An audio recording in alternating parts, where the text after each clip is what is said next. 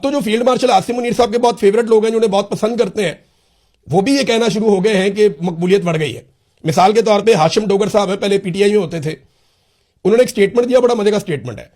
उन्होंने कहा जी कि चाहे मुझे अगले इलेक्शन में एक भी वोट ना मिले, मैं आसिम मुनीर के साथ खड़ा रहूंगा, क्योंकि वो बहुत बहादुर है। आगे उनकी तारीफें की है। मामला ये है कि आसिम मुनीर की तारीफें आप करें, लेकिन आप उनके साथ ऐसे ज्यादती तो ना करें।